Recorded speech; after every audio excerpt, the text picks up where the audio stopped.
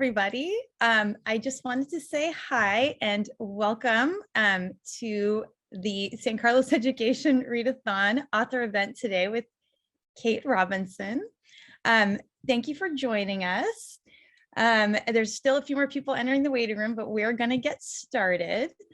So I just wanted to say hello and welcome. We are thrilled that you're here today and to our event for the SCEF Readathon author event with Kate Robinson, who we're co-hosting with the Parent Venture, which is a leading provider of inclusive, high-quality education for parents, students, educators, mental health professionals, and the community. And today we have a very special guest joining us, Kate Robinson, who will be talking about her upcoming book, Imagine If, Creating a Future for Us All. She's coming to us all the way from London, so we're so excited to have her. Kate is the daughter of Sir Ken Robinson. Sir Ken Robinson changed the lives of millions of people. His TED Talks are watched an average of 17,000 times a day, and he has written numerous New York Times best-selling books, which have been translated into 24 languages. Some of his books include The Element, How Finding Your Passion Changes Everything, Creative Schools, the Grassroots Revolution That's Transforming Education, and Out of Our Minds, The Power of Being Creative. In his final year, Sir Ken was working on a book that would serve as his manifesto, a pivotal piece of literature for the education revolution that he began. When Sir Ken received his cancer prognosis in August of 2020, he asked his daughter and collaborator, Kate, to finish writing his manifesto and continue his work. Kate is a writer, speaker, and director of Nevergrey, which served as the global head office for her father and is now dedicated to his legacy. She was the founding editor-in-chief and head of strategic operations of 100, a Finnish-based initiative designed to seek and share the most inspiring innovations in education globally. Today, we are joined by many of our incredible educators and families in San Carlos. Our district is one that truly values the whole child, and we have seen firsthand how our teachers find ways to personalize learning and help our kids find their own unique gifts. And the San Carlos Education Foundation supports the teachers in all of our schools, and we are just so thrilled to have Kate join us today. And I also want to introduce Britta Ellis, who will be helping to facilitate and answer and ask some of our prearranged questions. And we'll also be taking questions from the audience. So with that, we just want to say, welcome to Kate. We're so happy to have you here and honored to have you join us, Kate. Your father has been a personal hero of mine and has helped shape the way many of us have approached education to find ways to spark imagination and honor the personal talents of all our kids. I have so much respect for you and your ability to write through the grief and share the message that we can create the world in which we live and continue the creativity and imagination revolution, something that we need more than ever right now. I lost my mom to cancer 12 years ago, and ironically, we were about to write a book about what it was like to be a veteran teacher and a new teacher with your dad's message at the forefront of our curriculum and ideas. So I thought I would share how I first came to know your dad and how our paths crossed. I grew up in a house of educators, and my mom was definitely one of those rebel teachers. Your dad and my mom were truly both my education heroes and taught me all about finding that each child's unique gift and providing a classroom in which that could happen. I remember vividly watching your dad's TED Talk and talking for hours with my mom and fellow teachers about this exciting education revolution taking place. And then in 2010, I was lucky enough to meet your dad at the Freedom Awards. And we spoke about changing the system from within as a teacher. It's no secret that we have been needing a revolution in our educational system for years. And despite all the obstacles and challenges, I forever have hope and belief we will find a way. And I see it in my own kids and their teachers and saw it when I taught. And I am just so thankful that we have connected and are here today.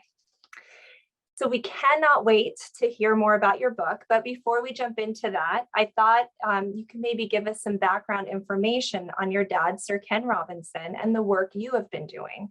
Some of our younger audience members may not know about your dad's TED Talk and how I believe it's still the most watched TED Talk ever.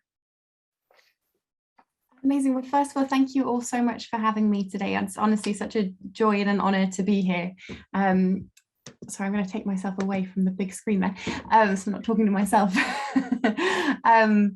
I've been watching how it's all been progressing with the readathon, and I'm blown away by all the hours that everybody has been reading, and the love and support that this community obviously has. So it's a huge privilege to be here. Thank you.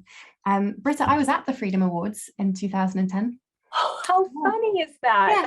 Yeah. Oh, that's so great. Yeah.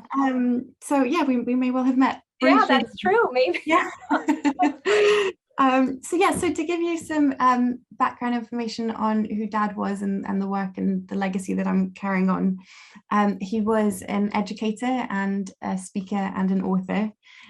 His TED Talk, he did 3 TED Talks. His first one in 2006 is still the most downloaded or most watched TED Talk of all time, which is incredible. He had a bit of a wobble when the Pope did his. He kind of figured he was going to surpass him in some capacity, and I think he was fine with that. If you're going to get kicked off that top spot, it might as well be by the Pope. But so far he's still the most downloaded of all time, and he's done 2 others. He did one called Bring on the Learning Revolution in 2010, I think, and then another one in 2013, which is part of a wider TED Talks education event. In terms of who he was and the work that he did, he was a passionate advocate for creativity in education, for innovation, for every child having their own passion, every person having their own passion that needed to be nurtured and brought into the world, and that essentially our cultures depend upon the diversity of talents that we all have, that everything that makes each of us unique has a pivotal part to play in society as a whole. In terms of the work that he did, there was a report here in the UK called All Our Futures that looked at creativity in the curriculum in 1999.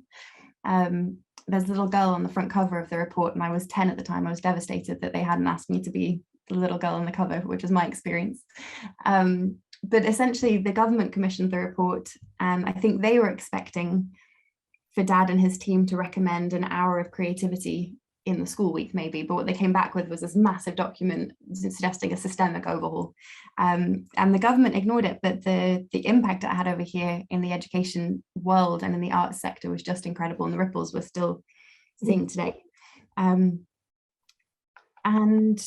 as you heard, he wrote several books. I think there were 2 others. There was Creative Schools and Your Child in School. And he was just wonderful. So if you haven't seen the TED Talk, I highly recommend watching it. It's called Do Schools Kill Creativity? Wonderful. Yeah, I recently showed my kids. They loved it. Yeah, they loved it. Good. Yeah. Yeah. So resiliency has been a theme of the past few years, and I was wondering if you could share a bit about your dad's polio and how that shaped his life and influenced you, and as well in terms of becoming someone who's never walked away from something hard. So Dad was born in the 1950s when there was a polio epidemic, I think all over the world, but especially in the UK. And he was one at the time of 5 children. They would go on to be 7 siblings in total, but at the time he was one of 5. And no one else in the house got polio, which is incredible. So for those of you who don't know, polio is a virus that attacks the neurological system. So in his case, it meant that he lost all the muscles in his legs. But the reason they think that he got polio, and I mention this just because I think it's an incredible story, is he got it from a speech therapist, because he had such a bad speech impediment that at the age of 4, he went to a speech therapist because he couldn't speak, he couldn't form a sentence. So to go from a speech therapist at 4 via polio to become one of the world's most renowned speakers is a pretty incredible journey. He was in hospital for 8 months, I think, and then in and out throughout his childhood. So he had to learn to walk again at the age of 4. But he came from a family that was very working class. They were from Liverpool and they all worked on the docks. So they were very manual labor working family. And obviously Dad couldn't do that with polio. He wore a leg brace forever. I don't know if anyone's seen Forrest Gump. He wore a leg brace like Forrest Gump right up until he died. which meant that he had to think about life differently. And it was his dad who recommended that he focus on his education. And he was the first one in his family to go off to college, off to university. But it also meant things like, you know, as a teenager with a visible disability, when he would walk down the street and other people would see him, you know, other children would giggle or laugh. And so he learned at a very early age that rather than turn around and walk the other way or cross the street so they didn't see him, he'd just hold his head up high and walk past them. And he said he made a promise to himself that he would never, ever again walk away from anything that frightened him, which I think, you know, I'm lucky I haven't had any of the hardships that he had growing up. In fact, I think losing him is the first hardship I've ever experienced, which is a pretty good innings to get to that point without anything. But to have inherited that kind of, just that role model, I think it is the most important thing that you can, actually one of the most important lessons that you can have in life, that you don't walk away from things that frighten you.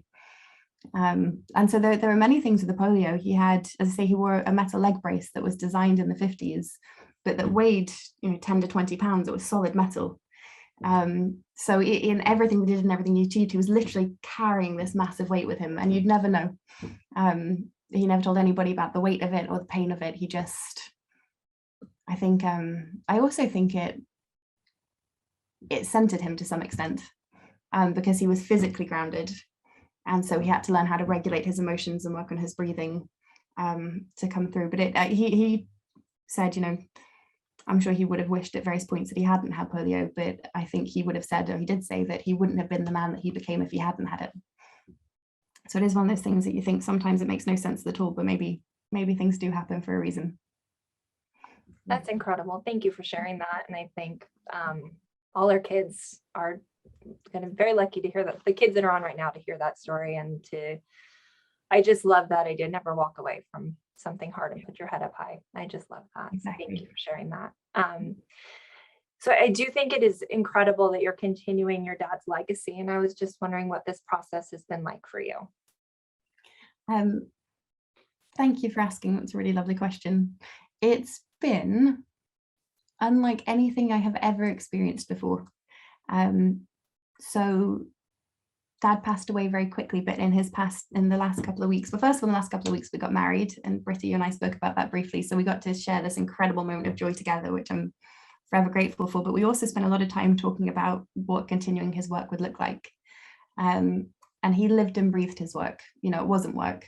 It's one of the reasons why I am so passionate about it, is that I grew up in a house where we talked about education and creativity over breakfast, lunch, and dinner.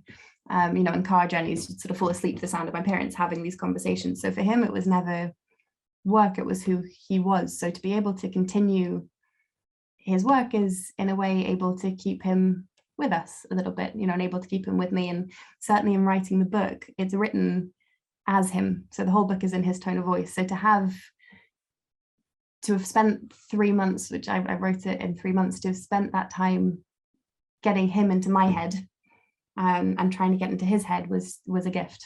Don't get me wrong, it's also been horrible. I mean, it's been very difficult as it is, but there is that quote of how lucky am I to have something that makes saying goodbye so hard, you know, and I would have rather have had 30 years being his daughter than 70 being somebody else's. So. Agreed. Yeah. Oh, my heart goes out to you. Yeah, thank you. So I have a 3-part question. Okay. Are you someone that has always wanted to write a book? And have you always loved writing? And what's your writing process? Okay, 3 questions. Yes, I have always wanted to write a book. In fact, I had 2 goals in life. One was to become a mum, and the other was to write a book. And I had my daughter Adeline when I was 28. And I remember on my 30th birthday holding her, I put her to bed and I held her, and I thought, I've done that now. I think the next one's probably writing a book. That's the other thing that I need to do. So yes, I've always wanted to write a book, and I was thrilled when Dad asked me to help him write this book before we knew he was passing away. But as I say, it's been a pleasure to an honor to continue it. So I didn't know what kind of book I wanted to write, whether it was fiction or nonfiction. I have several half-written fiction books that may or may not see the light of air at some time, but yes. And then what was the next one? Next one was, have you always loved writing? Yes, I've always loved writing and reading. I think those 2 go hand in hand. I think if you love to read, well, if you love to write, I think you have to love to read. And I don't know if anybody, and maybe some of the kids have found this in the readathon, but if you read a book and it really sticks in your head, you end up speaking to yourself like the book. I don't know if anyone else does that, narrates their life like the book they've just been reading. So I have constantly narrated my life along the way. So yeah, I've always, and I come from a writing family. My dad was a writer. My mum has written and published 2 novels. My brother's a fantastic writer.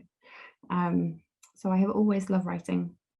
And my writing process, I can't write after 12 in the afternoon. It's a morning or bust kind of a situation. So I can get up and write from 6 in the morning until 12, and then it's gone. But if I start at 10, then there's no hope. I have to get up and write from the get-go. And I don't know if anyone's come across Julia Cameron and The Artist's Way. Yes. You know that? So my mum loved Julia Cameron. Obviously, there's a lot of crossover with her work and Dad's work. So for anyone who doesn't know, Julia Cameron wrote a series of books called The Artist's Way, which are all about connecting with your own creativity and processes. And actually, I just found out The Artist's Way for parents, which I wish I'd had for the last 3 years, but it's incredible if you have kids and haven't read it. But she says every morning, wake up and write 3 pages or write for 20 minutes, whichever comes first, of just whatever comes into your head. So I've been doing that since I was about 14. She also says to burn them when you're done, which I think is probably a good practice as well. Just so no one reads what you've written. But yeah, so I lock myself away and write in the morning. That was my process. And read it. Great advice. Yeah, because otherwise, I agree. Otherwise, my house gets really clean after 12. Yes. Right. The laundry is done. Right. Suddenly folding is fun. Great. Yeah. Only time I've ever meal prepped. Yeah. Exactly. We have a lot of young readers, hopefully on with us today, that love to learn and have been reading a ton, as we mentioned, over the past 2 weeks. Do you have any advice for our young authors who want to write their very own books? It's a great question. I do. I think there are 2 things. One is to keep reading everything that you can, because the more you read, the more ideas you'll get and the more your world will be opened up. And the second is to do it, is just to start writing. There's nothing more scary than an empty page. And I think sometimes I fall into the trap of thinking that people are going to read the very first thing that I write. And people don't have to read it until you're ready for them to read it. So just write whatever you can. Who was it recently that I read said, keep on writing is what happens when you keep typing until typing becomes writing. Basically, you just keep going until what you're writing makes sense and sounds like it's pulled together. So it's like exercising. It's like doing ballet or sports. The more you do it, the more skillful you get at it. And no one has to read it until you're ready for them to. Great advice. Yeah, thank you. We are all looking forward to your book, Imagine If. What can you share with us about the book? I have it here. I don't have the actual book yet. Not the actual book, but I have my little manuscript that I printed off. But the first thing is it's tiny. I've made a really big deal about a very short book. It's 104 pages, but that was always the point. So it's Dad's manifesto. It's kind of Sir Ken Robinson compiled into a very short amount of space. It's what we have tried to create is everything that he felt was the most important thing for people to know about the work that he did, and then pointed off to where you can learn more about it. So it's 104 pages, it's 10 chapters, and each chapter starts with a manifesto statement. So kind of what the core of the chapter is, and then the idea is that you can pull the manifesto statements out and have a succinct manifesto in one place. But the themes of it are that we are, in the same way that we are systematically stripping the earth of its natural environments, and we talk a lot about the climate crisis, Dad believed that there was a crisis of human resources, that we are systematically stripping away the diversity of human talents that makes our culture thrive. But one of the most brilliant things I think about Dad was his ability to talk about very difficult, big things in a way that was engaging and not terrifying, which I think is important. So there's a lot in there about what to do about it. So rather than just talking about what the issue is, there's a lot of advice for whether you're a parent or a teacher or a policymaker or a kid, or just somebody on the periphery, what you can do to help make a difference to create the future that is really a future for us all. That's the book. Oh, cannot wait. And we're putting links in our chats to pre-order the book now. So cannot wait for it. So remember when your dad stated that imagination allows us to create the world in which we live rather than just exist in it. It also gives us the power to recreate it. Mm-hmm. As we begin to recover from this pandemic, how do you think we can use this as an opportunity for us to create something better than we had? Well, the first thing to say is that Dad felt, and I believe this very strongly, that imagination is the most important skill we as a species have. And we very often try and trivialize it, and sort of make it seem like it's something foolish that we shouldn't spend a lot of time on, but it's what separates us out from every other species on Earth. That, maybe other creatures do imagine, but none of them are able to do with their imaginations what we've been able to do, from our works of art to our systems of civilization and democracy to this pen. They're all come from the human imagination that's what always moved us forward. So it is the most important skill that we have. And now more than ever, I think there's a huge amount of negative aspects of the pandemic, obviously, which I don't want to belittle at all. But if there's a silver lining to it, it's that we've pressed pause on all of our social systems. We've all kind of taken a step back and stopped doing the things the way that we were doing them for so long. And from that, we've been able to have clarity at a lot of the things that aren't serving us. Here in the UK, they're about to start trialing a 4-day work week. People are, I hope it works out. People are, we're still doing flexible working. You can go to the office, so you don't have to go to the office. And there are lots of things like that. People who are used to spend their lives traveling for work or constantly at the office, they've been able to spend time at home with their families, or people who've had a very difficult time have been able to have some more clarity on the fact that it's really made us sort of put a microscope up to the way that we live. And I think that clarity, if we can hold on to it, instead of racing straight back to normal, if we can hold on to the bits of life that actually maybe are better, or that we can see could be better, then now is the time to do it before we race back and just carry on. That's great. That's great. Thank you. I was recently talking with some kids that were learning about, they're in 7th grade, so they're learning about the plague and how, that time and how terrifying that was. And then we kind of started talking about, look at all the revolution and the beauty and the art that came. And so it's just so interesting the time we're in now, and what beauty and amazing things what will come out, what can come out if we allow our imagination to go there. So, and it's wonderful. What do you think is the most important thing we can be doing in schools to keep creativity alive? Well, I think the first thing and the most important thing is to recognize that you can be creative in anything. That everything, from even the things you maybe don't think of as creative, like maths or history, absolutely everything that we do can be approached in a way that's creative. So one really big thing is to stop separating out the creative subjects from the non-creative subjects. Dad would also say is to stop separating things out as subjects at all. He had moved on to the idea of things being disciplines instead of subjects, and being interdisciplinary. So being able to, learn maybe about history through the arts or through science, and pulling everything together into one place. So that's one really big thing, is stop separating out creativity as being its own specific thing that's only for certain subjects and only for certain people. And to keep it fun, I think, in terms of everything, childhood is fun. It should be fun. It shouldn't be about too much pressure and about what's coming next. I've written this in the book, but childhood isn't a rehearsal. It's a hugely important time of life. And it's about letting children be children while they have that opportunity to be. My daughter, she's 3, and she said she said in the car the other day that being 3 is hard. And I said, why is it hard? Your heart breaks as a parent, because you're like, I'm doing everything I can to make it seem really easy. And she said it's, things like turning on the tap or tying your shoes or reaching things that are high up are hard when you're 3. But when you're 4, maybe they're easier. And I got thinking about it, because she's right. Things like that are difficult when you're 3.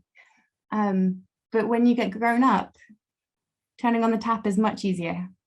It's true, but then there are all the other things that make it hard. And if the biggest problem you have when you're little, sometimes, not for every kid, but are things like tying your shoes, that's the time where you can make sure that kids get a chance to be kids and have fun, and start working on helping them maintain that as they grow up. Because I don't think, I love that quote, don't grow up, it's a trap. I think it is all about mindset and keeping on to the lessons that we learn when we're young. Yeah, play and laughter is key in learning, right? Yeah. Oh, exactly. Yeah. Exactly. So last question. When my mom was sick, she wrote the following when she was thinking about just how the nurses and doctors and everyone was kind of helping her. And she related it to her teaching. And she said, there's nothing more important that a teacher can do than to see each student and look inside and find their value. That special something is always there in each of us. And what a difference it makes when people really see us. It just means so much, and each of us needs to be seen. How do you imagine we make sure we are doing this in our schools and in our communities? First of all, your mom sounds like she was amazing. She sounds like she was. That's a really beautiful insight to have, particularly when you're going through something difficult. Yeah. The second is that she's absolutely right. It is, there is something special in each of us. And when it comes to school and learning and education in any guise, whether it's in school or home or wherever it is personal. This whole argument that learning, learning shouldn't be personal, you can't personalize learning, is kind of a ridiculous argument, because in order for learning to happen, the learner, however old they are, has to be brought into the process. You can't make anybody learn. Dad always said that a great gardener knows that they don't grow the plant. They don't stick it in the ground and then sow on the leaves and stick on the petals and sprinkle some pollen on it. They focus on the soil. They create the conditions for the plant to grow itself. And he always said the great teachers know the same thing. You can't make a child learn. You can create the conditions for them to learn. And that is personal. And the other aspect of it is that teaching and learning, again, in any guise, is all about relationships. It's about the relationship between the learner and the teacher. And that happens when you see what is special about each. It goes both ways as well, about the teacher being open about who they are in the process. But so that's how I see us doing it in our schools and communities. It's about making it personal, and you do that by focusing on the fact that you've got real people in your class, which comes back to the humanity in all of us, which I think is another thing that we need to cling on after the pandemic. Is it's been such a difficult time for everybody, but what's come through is our humanity, I think, and I hope it sticks. But your mum sounds very special. Thank you. Well, she loved your dad, and I think we got on well. Yeah, that was. Well, maybe there somewhere. I know. We'll have a cup of tea. Yeah. Well, that's it for our questions that I have, and thank you so much. I just overwhelmed those that are on this call that know me well know the tears can be flowing. So, you got me trying to keep it under control. It's just beautiful. So thank you. And so I wanted to see, Debbie, if there's any chat questions or how we want to go about doing that. Yeah, we were just wondering if anyone in the audience had any questions. We can open it up for a few minutes for that. Or any comments or anything. You can feel free to unmute yourself and ask, since it's hard to see everybody. I have a question. I'm Doug Johnson. I'm from San Diego. I used to be Britta's principal back in the day when she lived in San Diego, and I love Britta, and what she's shared today was all about how she worked in the classroom and provided that magic for kids. My wondering, however, because I've been an educator for 40 years, and the magic that Britta brought to classrooms was definitely not the norm, unfortunately. And I think we've heard the TED Talk, but the reality of the day-to-day classroom experiences are, right now I'm substitute being a principal in various schools again, and there are some classrooms I go into and it could be 1955, and that is worrisome, a little bit for me, and so I'm just wondering, your work and what did your dad think about the transformation of his thoughts and his manifesto and how it's trickling down into schools in England and United States and so on? I know that was a large question, but just curious. No, it's a very valid and apt question. The truth is, Dad always said that rock and roll wasn't a government-led initiative. That revolutions don't happen in behind closed doors and politics and legislations, they happen on the ground. And that if you're a teacher to the kids in your classroom, you are the education system. It's for them, they don't care what's happening all around the world or what grade even the school down the street is getting. They care about the fact that every day they walk in and interact with you. So if you change what you're doing, then you have changed the system. I think there are two things. One, and Dad was always very keen to say that the issue isn't with teachers. I would add that I think there are some teachers who will be better served in the prison system, who would be rather than actually working with kids. But that's from personal experience. But I also think in systems like the one in the US and like the one certainly in the UK, it's a tough gig. And you guys know this as teachers, there's so much pressure to focus on other things and to not see kids as kids in your class. It takes a lot to show up every day and to be human and to see the humanity in the kids in your class. So there are two aspects of it that certainly Dad looked at. He'd moved away from the government level of it, I think partly because of that report I reached earlier, but also you spend so much time talking to politicians and campaigning and advocating, and then they change. Certainly over here we get a new education minister every 10 weeks or so. You make some headway and then they move on. So it really is about what people do on the ground level. And in the book, as I said, we've got suggestions for people regardless of where they are in the system or outside of the system, because we make the case in the book that everybody is affected by education in some capacity. I didn't put this in the book, I'm stealing this from somebody else, but society is what happens when children grow up. So you want to make sure that when they're that age, you're doing everything that you can to look forward. But in it, we talk to teachers and to policymakers, to parents and to children and young people about how they can help and make a difference. And I think from a systemic level, the best thing that policymakers and principals even can do, or head teachers, is to appreciate the professionalism of their teachers. If you look at systems like Finland, which is obviously the one that everybody talks about, but I spent a lot of time working in Finland and got to see it firsthand. Teachers have up to the degree of a master's degree in teaching before they go and work in schools. And I don't know if that's necessarily that every teacher needs that, but it does mean that they go in with a sort of level of respect for their professionalism and therefore are left alone to do their job, because it must be suffocating for them. But I think Dad was under no illusions that an 18-minute talk would fix anything. And that was one of the things that people said, you highlight the problem, where are your solutions? And his response was, it's an 18-minute talk, give me a break. Which is what but I think we do think TED Talks, are going to enlighten us on everything. That's why he wrote the other books. There's a lot in like creative schools and your child in school, and hopefully in this one that answer those questions. Did I scratch the surface a little bit? It does. Yeah. Thank you so much. I appreciate it. Yeah. No, but it's a big, complicated issue. Yes.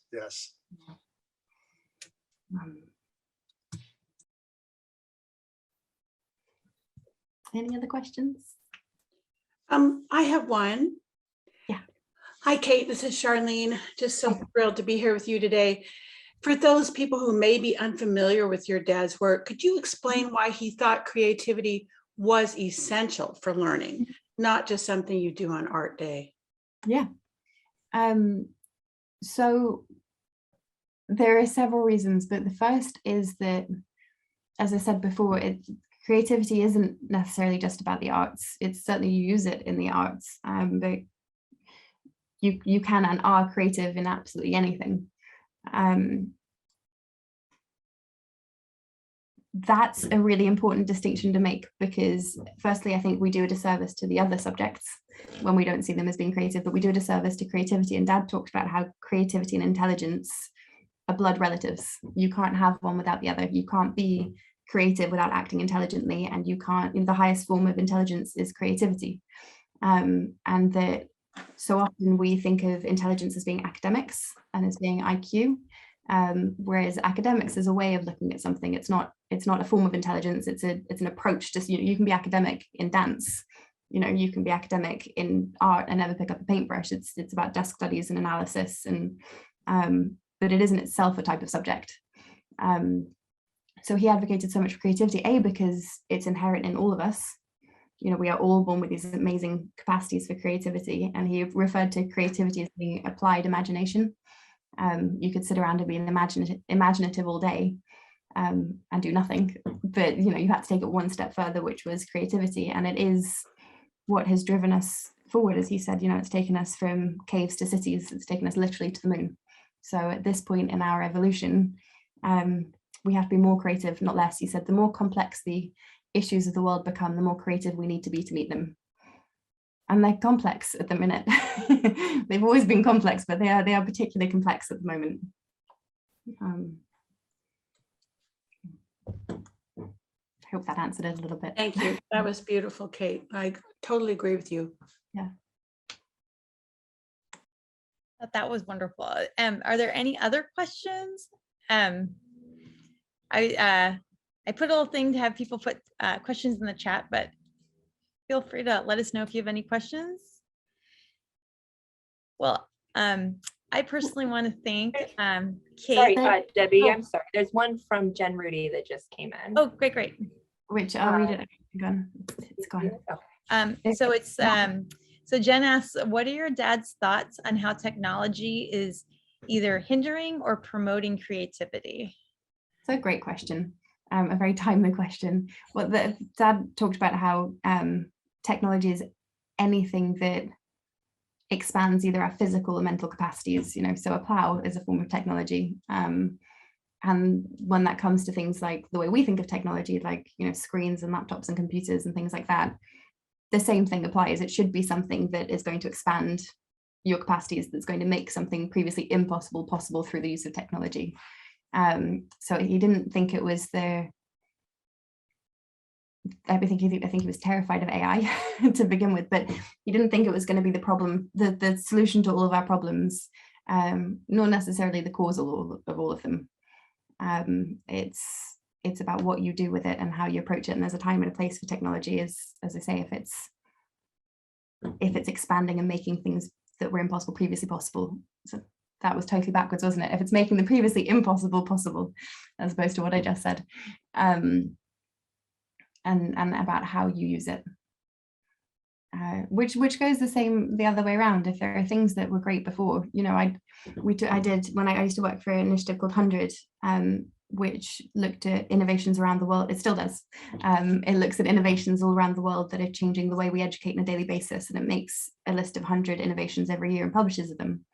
And we were looking at schools, who had these 4D learning labs. These great big screens, and you go in and they go everything from they change the smell of the room, and you're surrounded by these screens and these sounds, these incredibly affluent schools, and so you can walk into this room and feel like you're in a forest, which is incredible, but you're better off going to the forest. In that case, the technology is wonderful, but it's not a substitute for the actual experience of being outside. I remember I did an event in Denmark several years ago, and someone said, why would we go out on field trips when we can create them through, VR and through experiences on the computer? And it just almost seemed like, I can't believe I actually have to answer that question, because you can see it, sure, but there are things that it just can't begin to scratch the surface of, like real, actual human experiences. But then for things like this, it's amazing. I wouldn't be able to be here to be able to speak to you guys without it. And he certainly wasn't against technology in any capacity. Oh, I love that. We do have another question from Clara. She asks, how do parents find their children's interests and creativity? It's a great question. Not to be a shameless book plugger, but Dad did write a book called You, Your Child in School, which is fantastic, and another one called The Element, which look in them, but I promise I will also answer the question. We've been talking about this a lot from the perspective of our daughter as well, and I've got an 8-year-old stepson. I think the best thing that parents can do is to expose their children to as much as they possibly can, and to follow interests, rather than sort of pushing certain things onto children. It's about following their natural interests and building upon them. I don't know if you've come across Reggio Emilia, education. It's a system that came from Italy, from Reggio Emilia in Italy, which is, it follows, I used to work at Blue School in New York, which was a Reggio Emilia inspired school. And the example I always give is that in the 3-year-olds class, they were obsessed with construction because there was a construction site outside the classroom. So we turned the classroom into a construction site, and we worked on numeracy, and everything that we had to work on, we did it through the guise of construction. So that's just one example of it, but it's about, my advice anyway, is to try and open up their worlds as much as possible, and then to really follow what it is that they seem to be naturally interested in, and not feel like they have to have one thing either. I think there's a lot of pressure actually to find one thing that, you are that kid, you're the kid who's sporty, or you're the kid who's arty, or some things don't make sense until you get older and you actually realize that, all of these things that you've been interested come together into some beautiful moment, or not, and they just make you happy. Oh, that's wonderful. Well, great. Are there any other questions? Oh, there's my daughter just did a direct message to me. I don't know if she'll ask unmute or not, but she just wanted to know, how many books total did your dad write? She was wondering. He wrote, hang on, I have them all here, one second. Okay. He wrote, that one's not his. So he wrote The Element, Creative Schools, Your Child in School, Finding Your Element, As for Minds. Am I missing one? No, I didn't say 1, 2, 3, 4, 5 books. 5. And then there is Drama in Schools and The Arts in Schools, which was slightly smaller kind of report books. 5 books. Okay. 6 is the new one. 5.5. Okay. 5.5. I saw there was one other question in the chat as well about compromising. Yes. So one other question from Dulcie, which is, how much do you think the parents are compromised in learning about education? And which front is the best for starting the education revolution, parents or educators? What do you mean by compromised in learning about education? I'll answer the other one first, if that's all right. And then come back to that one if I get out. Or if you just have a chat minute just to put in what you mean exactly by compromised. I want to make sure I answer the right question. But which front is best for starting the education revolution? Hi, Sorry? I'm Dulce. Hi. One time I hear about your dad talk, and he said it's enough to start in a meeting and start to talk about education for the other person says, oof. Let's go out of here, because as a parent, sometimes I try to learn and share with other parents about the education topic, but I found out that some parents, they're not really interested in these kind of topics. What do you think about it? It's just my impression, or it's something that you can see? I don't know. No, What do you think? Thank you for clarifying.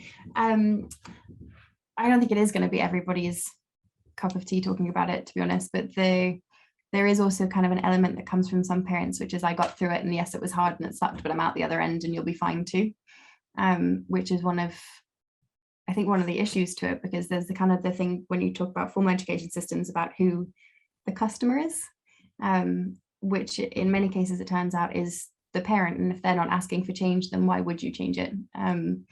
So Dad always said that there are, well, actually he quoted, I think, Benjamin Franklin, but I put that in the book and I got questioned. So I'm going to say a quote that is attributed to Benjamin Franklin is that there are 3 types of people in the world. There are the immovable, the movers, and those who move. And he said that those who are immovable just walk on by. There's no point, you'll keep arguing and you're not going to make a difference. Time and tide is not on their side. The seas of change will sweep past them. There are those who move, who maybe don't know about it, but will get engaged and excited and are just looking for direction of how best to get involved. And they're the ones that you want to talk to. And then there are the movers who don't wait for a starting pistol, they just go and they start moving. And it's those last 2 groups that will make change happen. And then the question around parents or educators, I think it comes from both. And I think change has to come from the top down and the bottom up and from within. But I would add another really key voice to that, which is children and young people, who are the voice that is missing so often from the revolution. You know, and you just have to look at this generation that's coming through with March for Our Lives and the Black Lives Matter and the school strike for climate. If this generation of kids gets angry enough and fired up enough and passionate enough, I think that's when we can't ignore it anymore. When kids start actually asking for better. There's I'm not going to even try to remember exactly what the quote is, but in the UN Declaration of Human Rights, there's a whole paragraph about what education should do, what it should deliver for the child. You know, and even with my dad being my dad, I didn't know that till I was 21. So it's about educating children on their rights and getting them, you know, to demand for better. I think. Love that. So I think we have time for one more question. And we have a question in the chat from Sharon, and she asks how to support children's interests so that it's a good balance between not over pushing them and giving them enough freedom to pursue by themselves. It's another great question. And again, guys, ask me when my daughter's 18, ask her when she's 18, how I got on myself as a parent with all of this. But I would say to that one, there's a fine line between pushing your kid into something and encouraging them to stick with something, you know, because there are going to be moments, even if your kid is, you know, passionate at anything, where they're going to want to quit and walk away. And that's a judgment call, I guess, you make as a parent about whether or not you encourage them to stick with it or whether you let them move in another direction. But as ever, I think it comes down to knowing your child and taking the time and giving yourself a bit of a break. I say this with confidence as a parent as well, that there's no way to get everything right. And I think the best way to get everything wrong is to try and get everything right, because then you get panicked and stressed. And at the end of the day, all you want is for your kid to know that you did the best that you could and that you tried to support them as well as you could in that moment. I stopped doing ballet when I was 13, and I wish I hadn't, but I really more than anything wanted to stop when I was 13, you know. So yeah, it's about knowing and keeping doors open. You know, not everybody has to be a concert pianist. You can, if they want to quit at 7 and come back to it when they're 45, then that's great. It's, you know, encouraging opportunities for lifelong learning and having that just be a mindset that you don't stop learning at a certain point would be my advice. What do you think? I think that is amazing. And again, ask Adeline how I messed her up. I'm sure I will. Yeah. Well, from all of us at the San Carlos Education Foundation, and you know, from the Parent Venture and from the whole community at large, we all appreciate so much your time. We are so grateful that you have come to speak to us today. I personally am so excited for your book and excited to pre-order. We do have a link for that pre-order in the chat, and I'm going to put up one last slide. So before you go, we're going to have one last thank you slide at the end with a couple of links and information. But before I throw that up, I just wanted to say thank you so much from all of us. As Skeff and Britta, thank you so much for helping facilitate the questions, and we are just so delighted to have been able to spend this time with you today. Oh, thank you so much for having me. It's been honestly a real joy to be here on a Sunday evening where I am. And thank you for those questions as well. It's great. I'm going to go off and think about whether or not I answered them right. I'll let you know if I change my mind. I don't think I will, but thank you. And congratulations again on everything you've achieved for the readathon. I hope you guys hit your target, and it's a lucky community to have you guys in it. Oh, thank you so much. That's wonderful. And so I'm going to quickly just share my screen, and we just want again to thank all of not only Kate and everyone that helped put this on today, but we also want to thank all of you for coming and spending this time with us. We are so delighted that we had so many great people who came to the event today. So thank you so much. Have a great rest of your day.